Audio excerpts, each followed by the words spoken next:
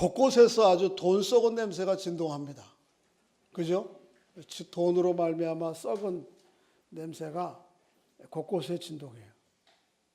일일이 거론하지 않더라도요. 이 시대 사람들은 돈을 능력이라고 생각하고 또 좀 더 한 걸음 나가서 돈을 인격이라고까지도 생각하죠. 그래서 최근에 우리나라를 좀 힘들게 하는 그 사건이 처음 시작됐을 때 초기에 그 당사자의 딸이 그런 얘기를 했다고 그러죠. 돈 없는 네 부모를 원망해라. 돈도 능력이다. 그렇게 SNS에 문자 내보냈다고 그래서 그게 아주 이슈가 됐는데 그게 그 사람만의 생각이 아니고 뭐 많은 사람들이 공유하고 있는 생각이에요. 돈이 능력이요, 돈이 인격이다. 그렇게 생각하는 거죠. 사실은 돈은 그 정도가 아니고 더 대단한 능력이 있습니다. 마태복음 6장 24절에 보면 한 사람이 두 주인을 섬기지 못할 것이니 그 한 사람이 두 주인, 이 두 주인은 누굴 얘기하죠? 하나님과 나중에 보면 거기에 보면 하나님과 재물을 겸하여 섬기지 못한다.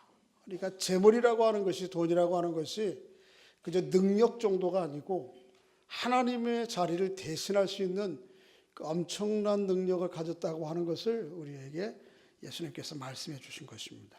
그렇습니다. 이 돈은 재물은 이 마음의 깊은 성소를 놓고 하나님과 경쟁할 수 있을 만큼 대단한 위력을 지녔습니다. 그러니까 여러분 돈을 우습게 생각하면 안 됩니다. 돈 가지고 장난하는 사람은 없잖아요. 그렇죠? 그렇게 돈은 아주 대단한 능력을 가진 것이다. 그렇지만 그럼에도 불구하고 이 돈으로 만들어진 세상, 돈의 기초 위에 오직 재물과 이 만몬이 목적이 되고 그것을 향해서 오로지 달려가는 이 세상은 하나님께서 그냥 내버려 두시지 않습니다. 하나님이 무너뜨리게 만드십니다. 오늘 본문에 그 내용을 다루고 있습니다.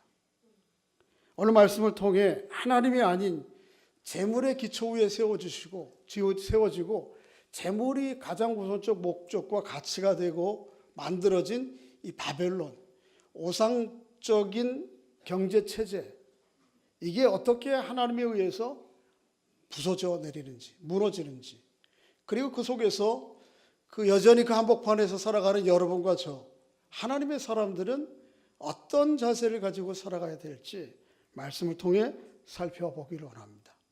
오늘 18장은 계시록 17장의 연속입니다.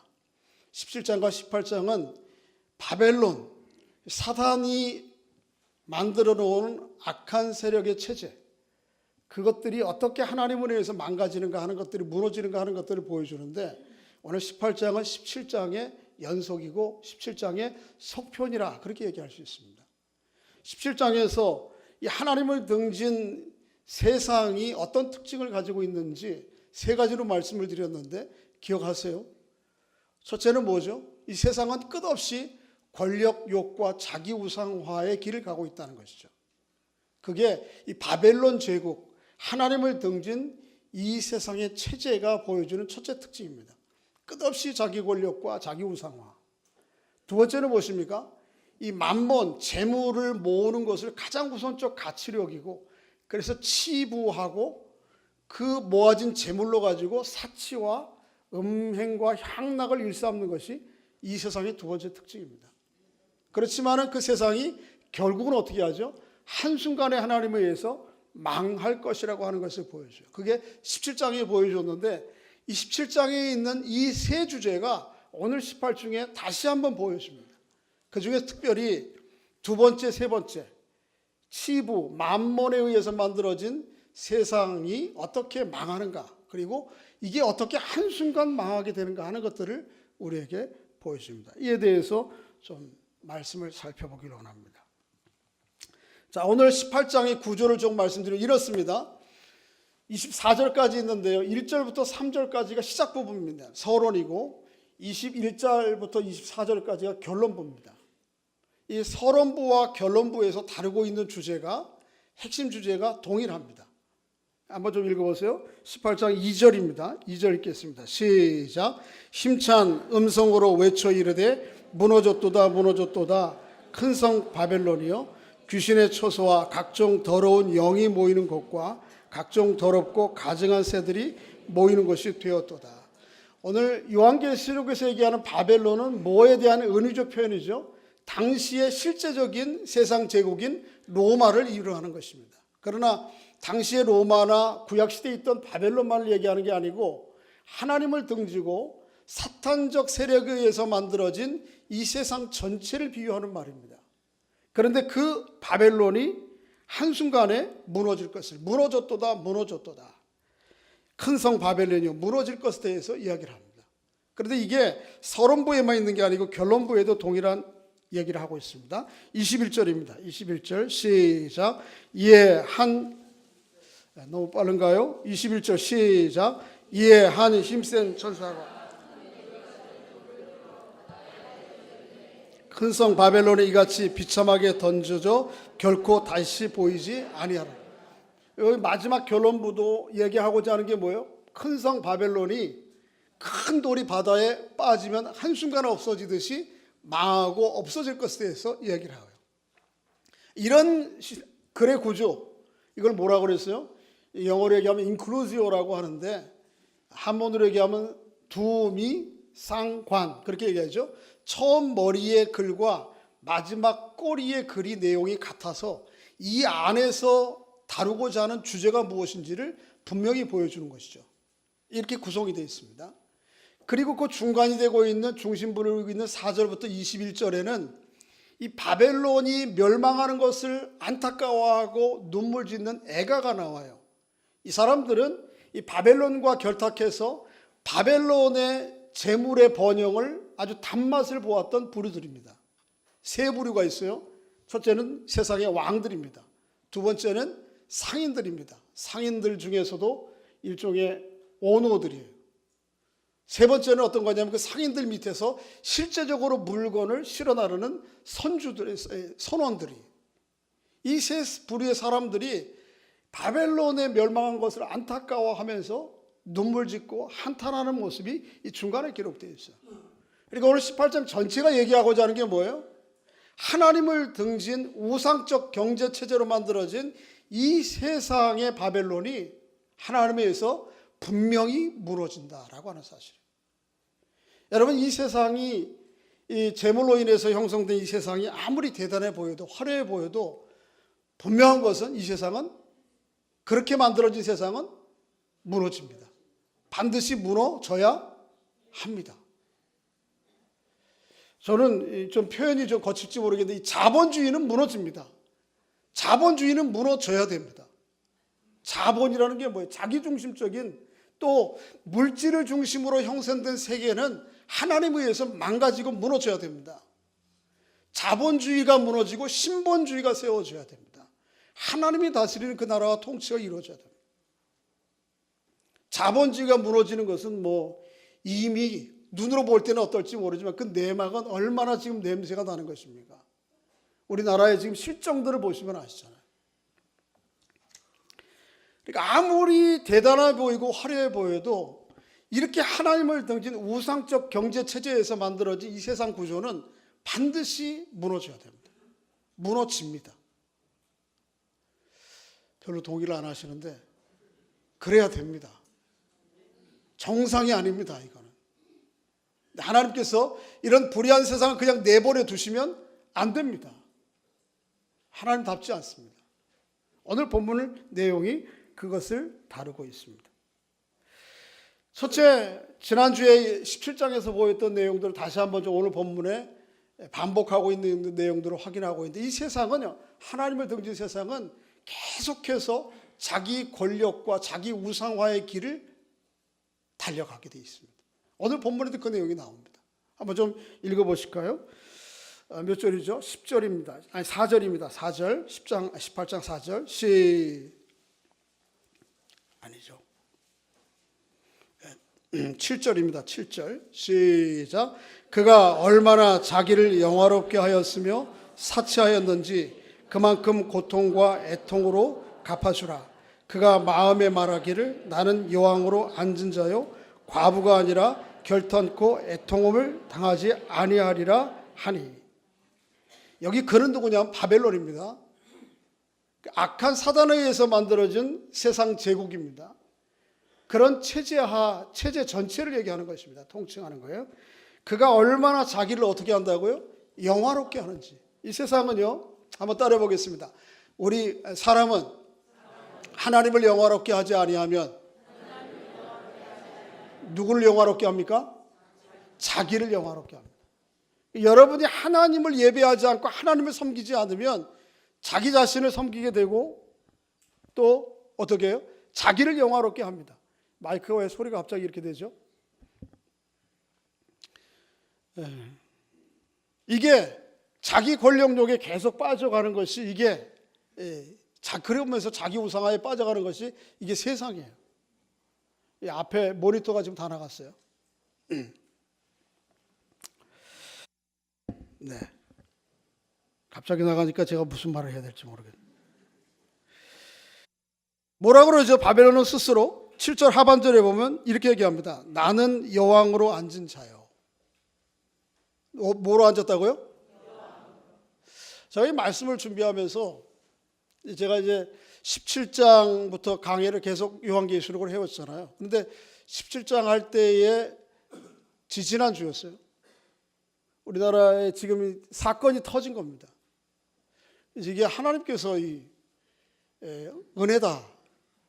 제가 뭐 성경 본문을 임의로다가 상황에 맞춰서 찾는 것도 아닌데, 근데 오늘 본문을 읽으면서도 나는 여왕으로 앉은 자요, 이 얘기를 성경을 읽을 때 자꾸 저쪽이랑 연결이 되는 거예요. 그래서 이게 개인적으로 내가 어떤 사심을 갖거나 이러지 않고 이거 자꾸 끊어버려야 되겠다. 나 이게 감정적으로 접근하면 안 되고 사심이 접근하면 안 되겠다. 그렇게 해도 자꾸 이게 오버랩이 되는 거예요. 그게 누구 한 사람만의 얘기가 아닙니다. 그 마음 가운데 사람은 예외 없이 하나님을 두지 않으면 끝없이 자기 권력욕과 자기 우상화에 빠집니다. 그래서 누가 하나님의 자리에 올라가려고 그래요? 내 스스로 하나님의 자리에 오르려고 합니다. 창세기 3장 5절에 타락의 본질이 무엇입니까? 하나님의 자리에 사람이 오르려고 하는 것입니다. 내가 하나님 같아지리라. 그래서 세상의 모든 판단과 결정의 기준이 누굽니까? 납니다.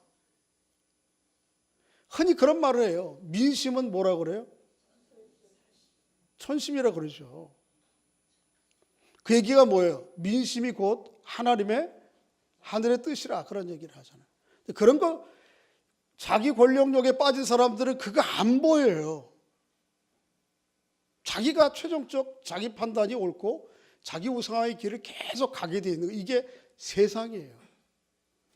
안타깝게도 그런 일면들이 지금 여러분과 제가 한 발을 딛고 있는 이 땅에서 이루어지고 있다는 것이 참 그게 개탄스럽습니다. 그런 일들이 아주 농후하게 더 사실은 모든 사람 이 세상 모든 곳에 드러나는 거지만 특별히 이 시대에 이 나라에서 농후하게 그런 현상들이 보여지고 있다고 하는 것이 참 슬픈 것입니다. 그런데 그것은 누구 한 사람만의 얘기가 아니고 뭐예요? 우리 모든 사람들이 똑같아요. 그러니까 하나님을 영화롭게 하지 않으면 누구를 섬기게 돼요? 자기를 섬기지 않으면 자기 속에 또 다른 것이 들어와서 그게 최고가 됩니다. 그게 뭐예요? 뒤에 살펴보겠습니다만은 만몬이죠. 만몬, 재물이 내 안에 들어와서 나를 지배하는 역할들을 하게 됩니다. 그러므로 여러분 마음 가운데 하나님만 경외하고 하나님만 영화롭게 하는 삶을 살아가시기를 주의 이름으로 축원합니다. 그렇지 않으면 우리도 예외 없이 내가 그 자리에 앉아서 결국은 지금 보여주는 이 마지막 모습을 보게 될 것입니다. 나도 경험하게 될 것입니다. 두 번째 타락한 세상의 특징은 뭐죠?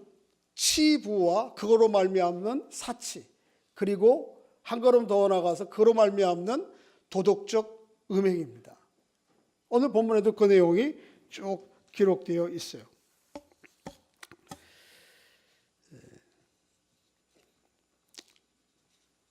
아까 제가 마태복음 6장에서 24절에서 두 주인 누구라고요? 하나님하고 누구요? 재물을 섬길 수 없다. 예수님께서 그렇게 말씀하셨는데 거기에 쓰여지는 재물이라고 하는 말이 뭔지 아세요? 이 재물이라고 하는 말은 단지 물건들을 대용해서 바꾸는 중립적 도구의 수단이 아닙니다. 그렇게 얘기하지 않아요. 그 당시에 이 재물이라고 하는 말이 사실은 예수님이 살던 곳의 지역 언어인데요. 아람어인데요. 만몬이라고 하는 말입니다. 만몬. 이 만몬은 단지 화폐, 교환의 수단으로 쓰는 화폐를 얘기하는 게 아니에요. 마태복음 6장에도 예수님께서 그 만몬을 가르쳐서 뭐라고 어떻게 얘기하셨어요? 의인화하셨죠. 그렇죠? 어떻게 얘기했습니까? 한 사람이 두 주인. 그러니까 하나님이 주인 되는 것은 인격화되고 의인화되는 건 당연해요. 맞아요. 당연한데 그거에 옆에 있는 뭐도 재물도 의인화하고 인격화합니다. 그런 정도가 아니고 단순한 의인화 인격화가 아니고 한 걸음 더 나가서 하나님의 능력에 걸맞도록 비슷하게 유사하게 사람들을 지배하고 사람들을 통제할 수 있는 자리에 오를 수 있다는 거예요. 그게 뭐예요? 재물이에요. 그게 만몬입니다. 그러니까 만몬은 단지 이렇게 화폐 이런 뜻이 아닙니다. 만몬은 아주 신격화되고 의인화되어 있는 그 무엇입니다. 그래서 이런 이 만몬에 대해서 조금 글을 쓴 분들이 계신데 그 중에 한 분이 자카엘리라고 하는 분이 돈이냐 하나님이냐라고 하는 책에서 이렇게 얘기합니다. 여러분, 사람이 돈을 필요로 합니까? 돈이 사람을 필요로 합니까? 사람이 뭐를 필요로 해요? 돈을 필요로 하고 요구하죠. 우리는 흔히 그렇게 생각하고 있는데 그분의 얘기는 그게 아니에요. 그렇지 않다. 사람이 돈을 필요로 하는 것이 아니고 돈이 누구를 필요로 해요? 사람을 필요로 한다. 이런 내용입니다. 사실은 돈이 사람을 필요로 한다. 돈이 사람을 얽매여 돈의 법칙에 따라 살지 않으면 안 되도록 사람을 예속하고 있다. 현대인에게 있어서 돈은 영적인 것이다. 돈은 사람도 사고 팔고 영혼도 사고 팔 수 있다. 여러분 잘 보세요.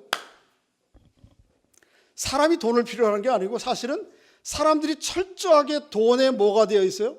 노예로 살아가는 거예요. 돈이 이게 만몬이라고 하는 것이 재물이 이게 단순한 중립적 가치가 아니고요.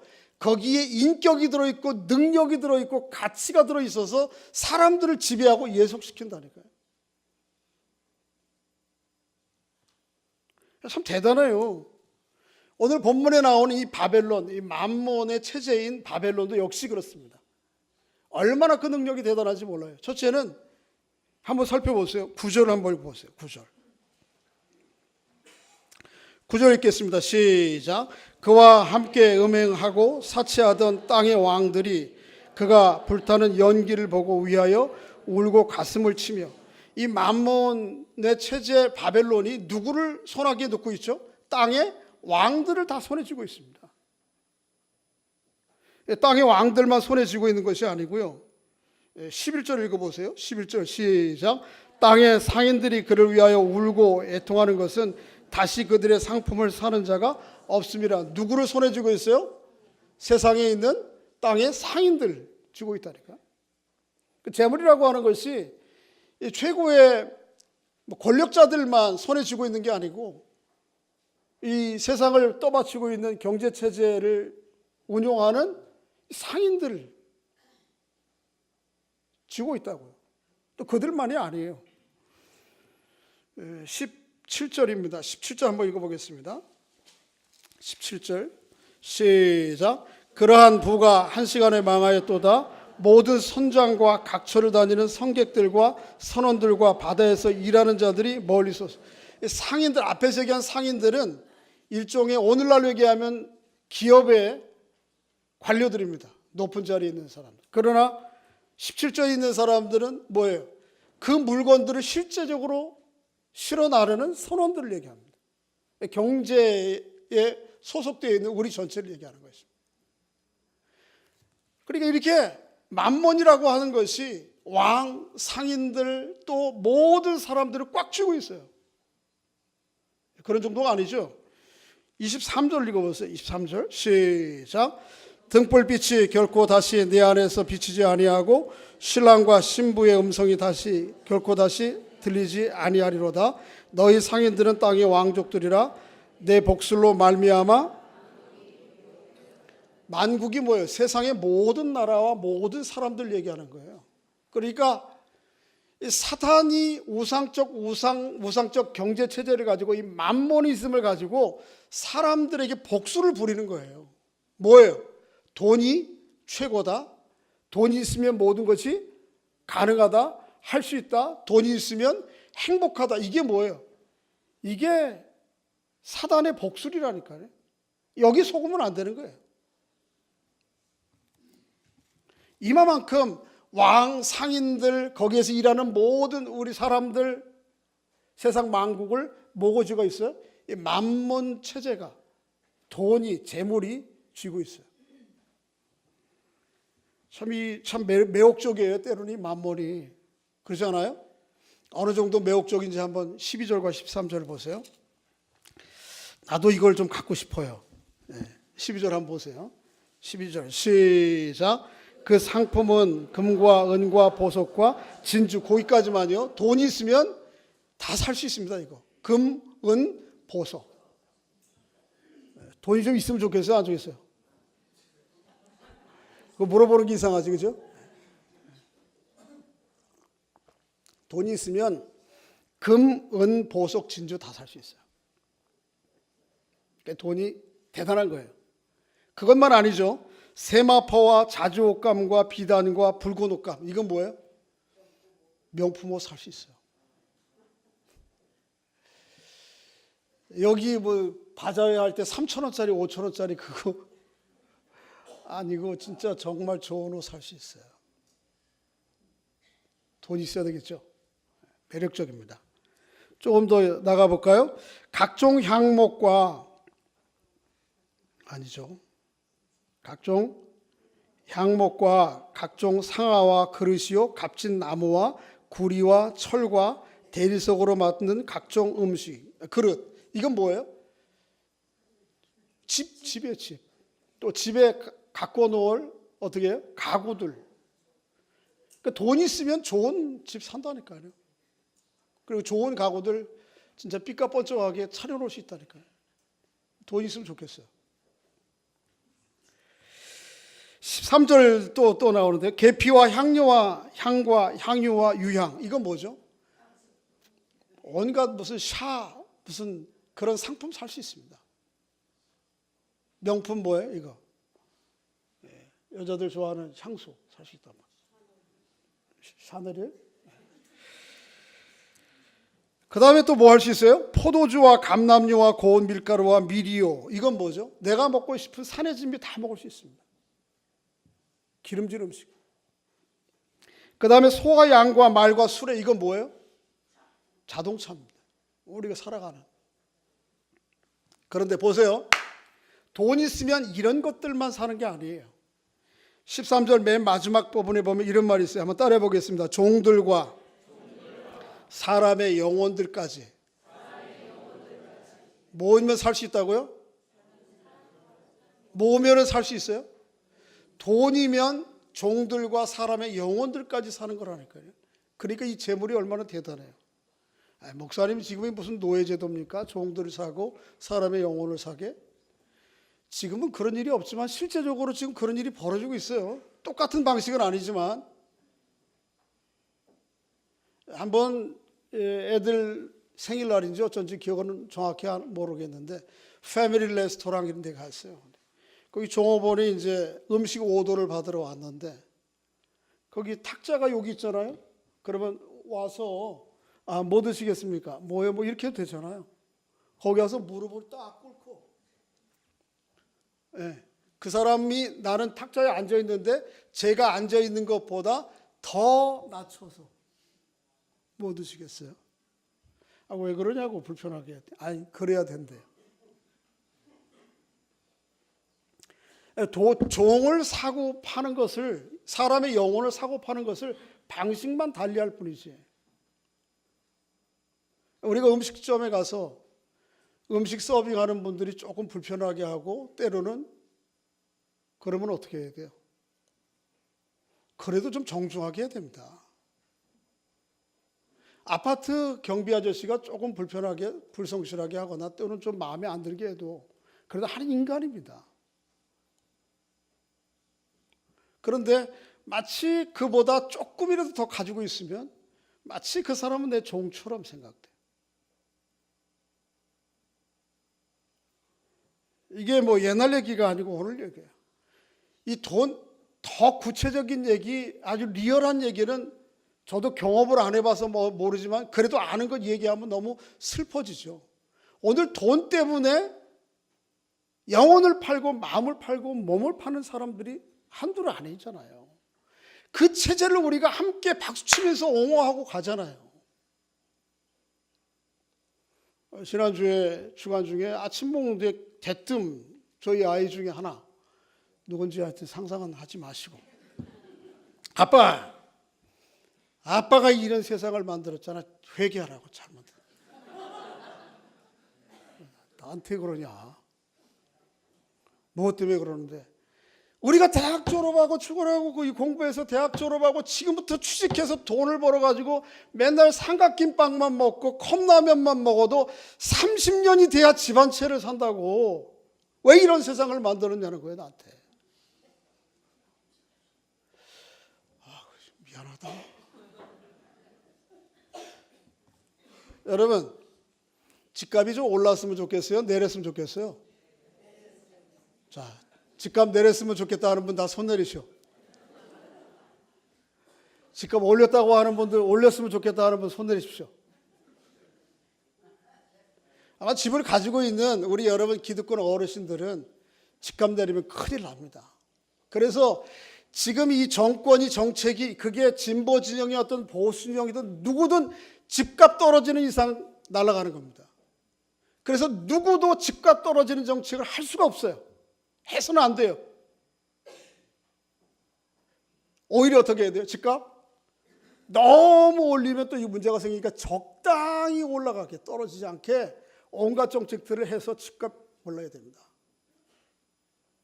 여러분, 그런데 그렇게 해서 집값 올라서 우리는 좋을 줄 모르는데, 집 가진 분들은 좋을 줄 모르는데, 여러분들 자녀들과 손자들은요, 그거 집 하나에 평상 이거 눕는 거 이거 몇 평 만들자고 30년 동안 노예 생활을 해야 되는 거예요.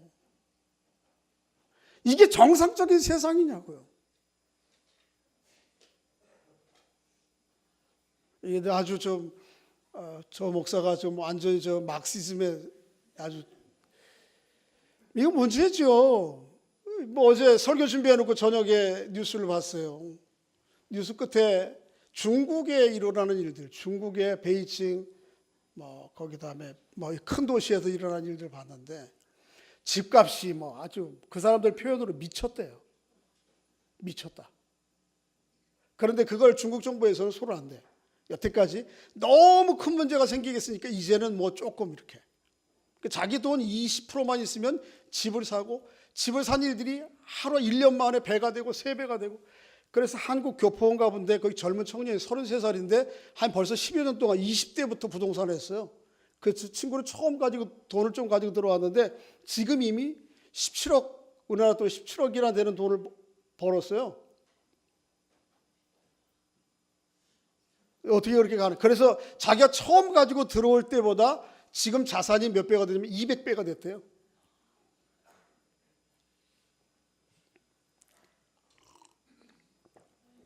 흥분하면 안 되죠. 뭘 얘기합니까? 이 자본주의가 만들어낸 세상은 이런 겁니다. 그럼에도 불구하고 중국이라고 하는 나라가 부동산 통제를 안 하는 것입니다. 왜냐하면 부동산 경기 10%가 빠지면 중국의 경제 지표가 1.6%가 빠진다고요. 제가 어제 뉴스에서 들은 거 기억하는 거예요.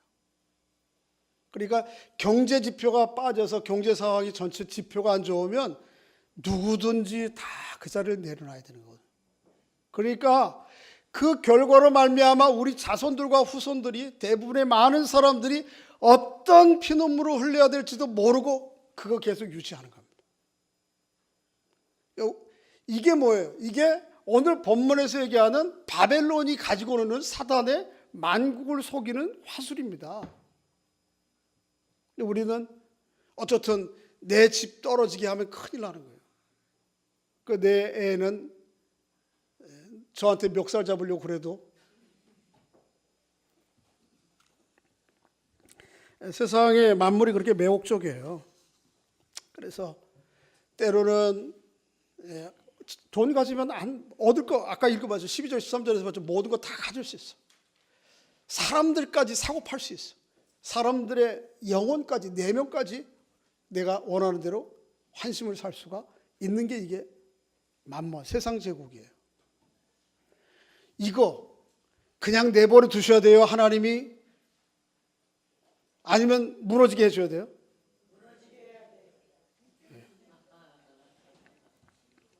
근데 뭐 제가 무너지게 안 해도 성경에 보니까 약속이 있어요. 이거 무너져, 하루아침에.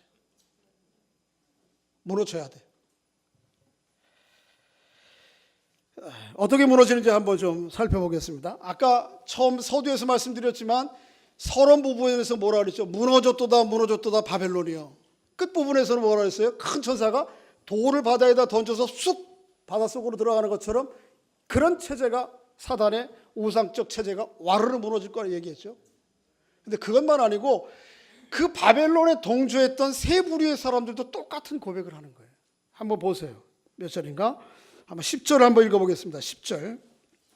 18장 10절입니다. 시작.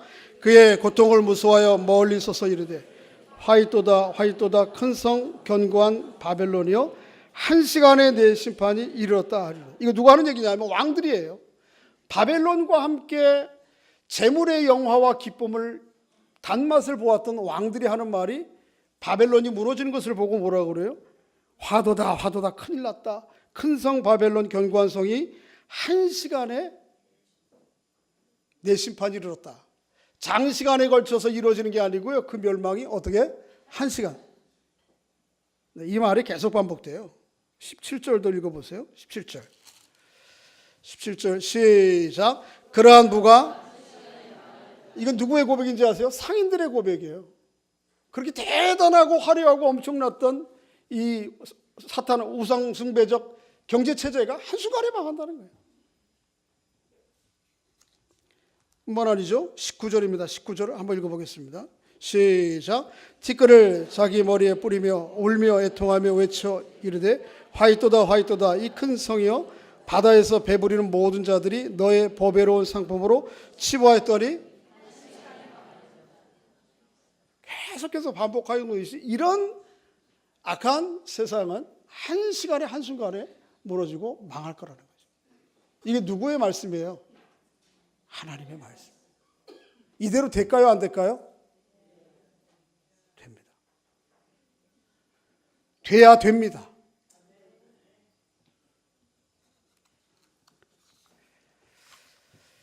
이런 세상 가운데서 우리가 여전히 세상을 살아가야 됩니다. 근데 이제 그게 문제예요. 그러면 그 속에서 살아가는, 그렇다고 뭐 우리가 하루아침에 하늘나라로 올라갈 수 없는 거고, 뭐 여전히 거기 한복판을 살아가야 되는데, 그럼 우리는 어떻게 해야 되느냐?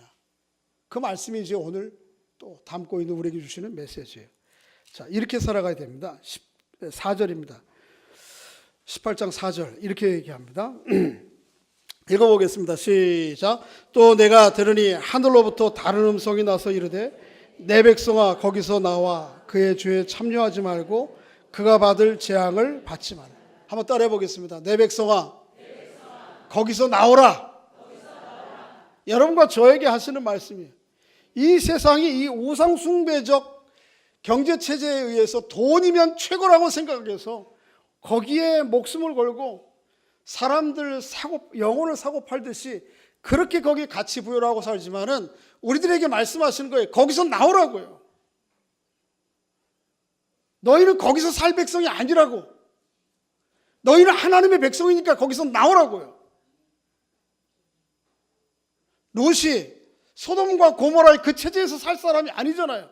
롯아 거기서 나오라 하는 거예요. 나오라는 거예요. 똑같이 여러분과 저에게 이 체제를 순응하고 동의하고 박수치지 말고 거기서 나오라고요. 이 몸으로 나갈 수는 없어요. 이 물리적인 세상을 떠나라는 그 얘기가 아니고, 그렇게 우상숭배적 우상체제와 만머리즘에 의해서 만들어진 가치관과 삶의 방식을 동의하지 말고 나오라는 것입니다. 거기서 나오게 되면 여러 가지 손해도 많아요. 여러분, 오늘 본문 당시에 로마의 정치와 경제 체제하에 그 혜택을 보지 않고 밖으로 나오는 사람들이 얼마나 고통스러운 생을 살았는지 모릅니다. 지금도 터키나 여러 유럽 지역에 가보면 그 체제에서 나온 사람들이 도저히 붙어 살 수 없으니까 저 깊은 땅 속에, 산 속에 가가지고 토구를 파고 살아요. 지하도시를 만들고. 그들의 평균 수명이 40세였어요. 땅 속에서 먹을 것도 없죠. 그러면서 살지만 그럼에도 나오라고요, 내 백성은. 이게 오늘 우리에게 주시는 말씀이에요. 여러분, 그러니까 이 세상의 그 체제에 같이 동의하고 박수치고 그러지 마세요. 아무리 화려하고 대단해 보여도 야, 나도 저런 거 하나 걸쳤으면 그렇게 부러워하지 마세요. 한번 좀 다시 한번 얘기해 주시기 바랍니다. 부러워하면 뭔 거다? 진 거예요.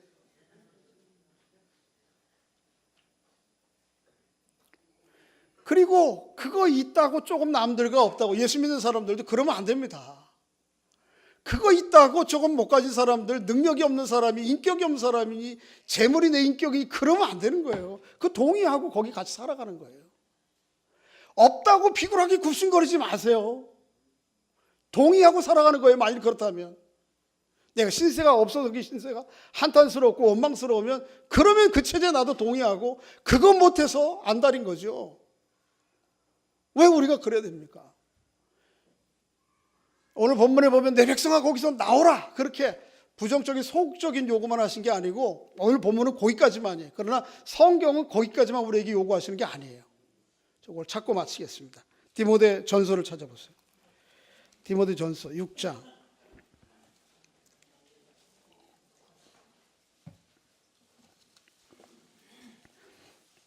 디모데 전서 6장 6절 같이 읽어보겠습니다. 6절, 7절, 8절까지 시작. 그러나 자족하는 마음이 있으면 경건은 큰 이익이 되느니라. 우리가 세상에 아무것도 가지고 온 것이 없음에 또 하나 아무것도 가지고 가지 못하리니 우리가 먹을 것과 입을 것이 있은 줄 족한 줄로 알 것이다. 저를 보세요. 이 땅에 오실 때 지금 여러분이 누리고 살아가려고 가지고 오신 분 손 들어봐요. 없어요? 누가 주었어요? 물론 부모님, 내가 일하고 그 결과로 온 것도 있지만 정말 중요한 것들은 다 누구로부터 온 것입니까? 하나님께로부터 선물로 주신 거예요. 갈 때 뭐 가지고 가실래요? 여러분, 먹을 것이 없는 분 손 들어보세요. 입을 것이 없는 분 손 들어보세요. 그 마음은 뭐라고 그래요? 족하다 그래야 돼요. 그 마음. 선물로 받은 사람이 보일 수 있는 죄의 1차적인 반응이 무엇입니까? 감사합니다. 그러니까 내가 살아있는 게 감사한 거고, 내가 이 정도 입고 있는 게 감사한 거고, 내가 이 정도 누리고 사는 게 감사한, 모든 게 다 감사한 거예요. 그렇지 않으면은 우리의 마음 가운데 이 마음이 생깁니다. 9절 읽습니다. 9절 시작. 부하려 하는 자들은 시험과 올무와 여러 가지 어리석고 해로운 욕심에 떨어지나니 사람으로 파멸과 멸망에 빠지게 하는 거예요. 하나님이 주신 모든 생을 선물로 생각하지 않고 감사하지 않고 하나님을 영화롭게 하지 않으면 이 마음에 빠져요. 부하려고 하는 시험과 욕심에 빠지고 결국은 무엇입니까? 파멸과 멸망이에요. 11절 12절 읽어봅니다. 시작. 오직 너 하나님의 사람아 이것들을 피하고, 이거 피해야 됩니다. 그런 삶의 방식들을. 그리고 의와 경건과 믿음과 사랑과 인내와 온유를 따르며 믿음의 선한 싸움을 싸우라. 영생을 취하라. 여러분 보세요. 영생 얻고 하나님 나라 가는 것이 성경의 중요한 구원과 관련된 성구 몇 가지 메모라이즈하고 그거 내면화하는 것이 영생이 아니에요. 이 세상의 삶의 체제의 방식들을 내려놓고 그게 때로는 가는 길이 십자가의 길이요 좁은 길이라 할지라도 주님의 길을 걷는 것, 그게 영생의 길이에요. 그게 세상 길을 피하는 길이고요. 17절에도 동일한 말씀하고 있는데 한번 읽어보겠습니다. 17절 시작. 내가 이 세대에 하여 부한 자들을 명하여 마음을 높이지 말고 정함이 없는 재물에 소망을 두지 말고 우리에게 모든 것을 후히 주사 누리게 하시는 하나님께 주며. 누구에게 도와야 됩니다? 도와야 됩니까? 하나님께. 우리의 생애가 누구에게 손에 달렸어요? 여러분 너무 오래 살라고 뭐 이상한 거 잡수고 그러지 마세요.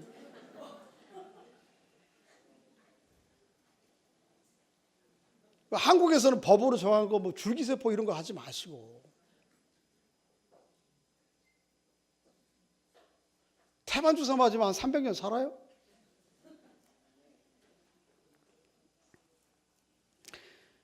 결정적으로 다 하나님이 주시는 거예요. 그거 해서 얼마 동안 조금 더 건강할지 모르겠어요. 내 생애를 하나님의 생명, 하나님의 손에 달린 거예요. 내 생명. 내가 살아가는 모든, 여러분이 지금 뭐 돈 벌지 않고 싶은 분이 누구 있고 부자 되고 싶은 분이 아닌 분이 어디 있어요? 그런데 그렇게 안 해서 여태까지 이 자리까지 왔어요? 그거 몸부림치고 애쓰고 염려 안 해서 지금 여기 있는 거예요? 그 우리 뜻대로 되는 게 아니에요.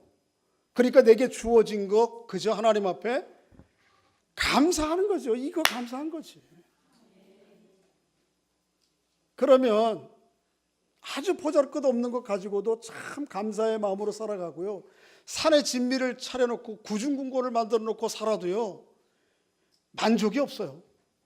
여러분 정글에는요 배부르면 더 이상 사냥을 안 해요. 그게 정글의 법칙이에요. 그러나 이 세상의 정글의 법칙은 배가 불러도 멈출 줄을 몰라요. 그 욕구가.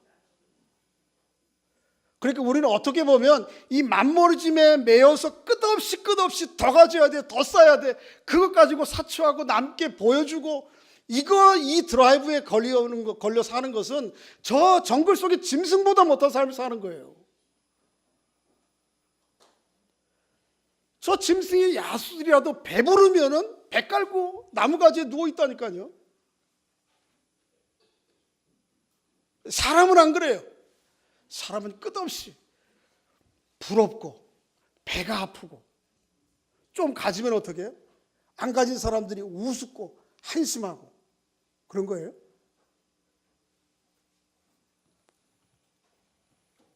거기서 나오셔야 됩니다. 오늘 보면 그러죠. 내 백성아 거기서 나오라. 그러니까 여러분 우리 그리스도인들은요 그 사람 한 영혼을 보고 늘 대해야 되지 그가에게 덧붙여진 그 무엇을 가지고 사람을 판단하면 안 됩니다. 그가 많이 배웠냐 못 배웠냐? 아니에요. 예수 믿는 사람은 그렇게 판단하지 않습니다. 잘생겼냐 못생겼냐 그거 판단하지 않아요. 예? 얼마나 가졌느냐 안 가졌나 절대로. 그러니까 그 하나님 주신 그 하나님의 형상이라고 하는 그 인간의 영혼과 본질 이외에는 그 무엇을 가지고 사람을 판단하거나 가르지 않는 것입니다. 흑인이나 백인이냐? 그 예수 믿는 사람이 할 수 있는 얘기 아니에요. 오로지 뭐예요? 하나님이 주신 그 생명 때문에 그 사람이 존중하고 귀한 것입니다. 다른 것 가지고 얘기할 수 없어요. 다른 것 가지고 얘기하는 사람은 예수 믿는 사람 아니에요. 하나님은 사람을 그렇게 보지 않아요. 여러분 이 체제에서 나오셔야 됩니다. 말씀해 주죠. 앞에서 소개했던 자카엘 류라고 하는 분이 이렇게 얘기했어요. 이 세상에는 두 세계가 있다. 하나는 매매의 세계가 있고 하나는 은혜의 세계가 있다. 매매의 세계가 뭐예요? 이게 자본, 재물이면 최고라고 하는 그 기초 위에 만들어지고 그 기초 위에 살아가는 세상들의 삶의 방식 전체를 얘기하는 거예요. 이게 서로 상이에요. 서로 낯설어. 은혜의 세계는 무엇입니까? 기브 앤 테이크. 돈을 내가 너만큼 주지 아니했어도 내가 너한테 분명히 덜 주었는데 너는 은혜로 그냥 베푸는 거예요. 하나님께서 우리에게 하듯이. 이 두 세계가 있는데 우리 예수 믿는 사람들은 하나님의 신실함에 의지해서 이 은혜의 세계를 가지고 매매의 세계를 관통해 살아가는 사람들이다. 그래서 우리가 이 매매 체제, 물건을 사고 받고 이 경제 체제를 완전히 무시하는 건 아니지만 그 도구와 수단들은 이용하되 우리에게 정말 중요한 것은 무엇입니까? 은혜의 세계의 삶으로 이 매매의 세계에 이 아주 저열한 세상 구조들을 뚫고 지나가. 그래서 오고 있는 하나님의 나라를 내가 가는 그 길에서 만나야 되는 것입니다.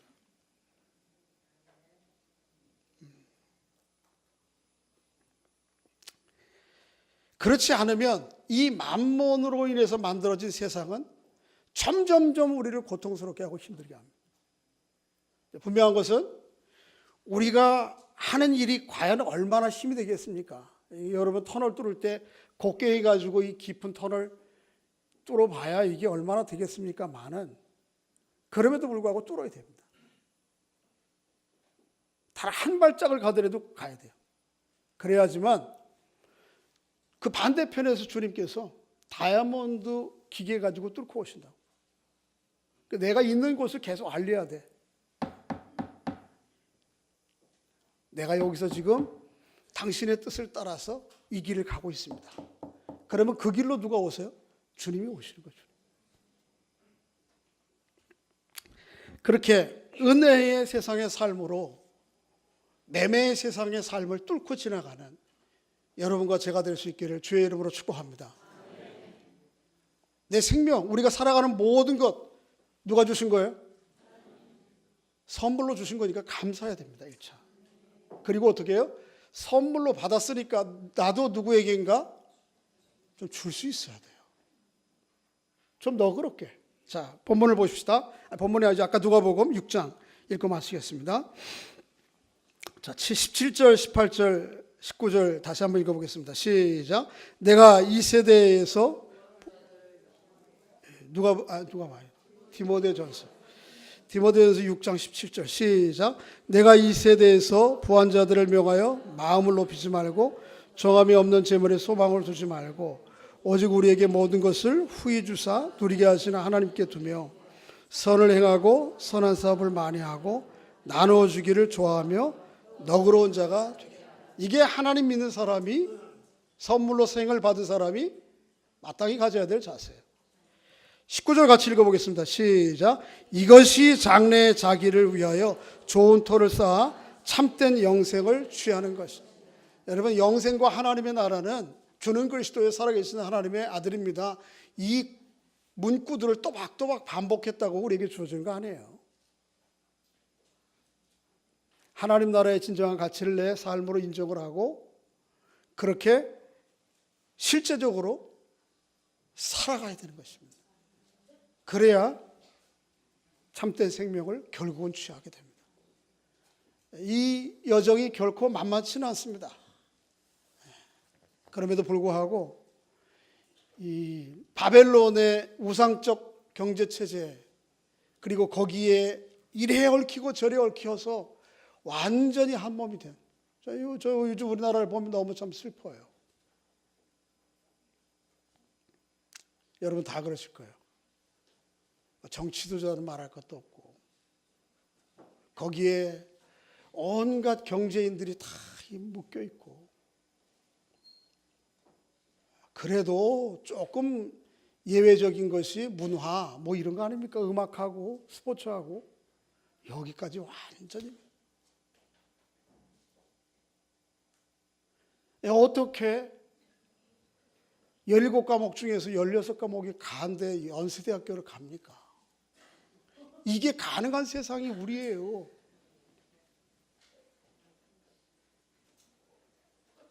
여러분, 이런 세상이 그냥 정상적으로 계속 가야 됩니까? 무너져야 되죠.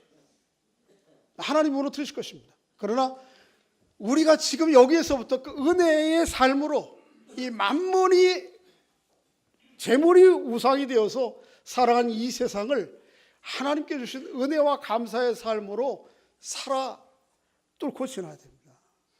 이 아침에 정치적인 혁명 얘기하는 게 아닙니다. 하나님의 말씀으로 하나님의 사람으로 머물고 있는 그 자리에서 하나님의 선한 길을 오늘도 힘있게 걸어가는 여러분과 제가 될 수 있기를 주의 이름으로 축복합니다. 서로에게 확인해 주시기 바랍니다. 부러워하면 지는 겁니다. 당당하게 믿음을 길을 걸어가는 여러분과 제가 될 수 있기를 바랍니다. 기도하겠습니다. 아버지 하나님,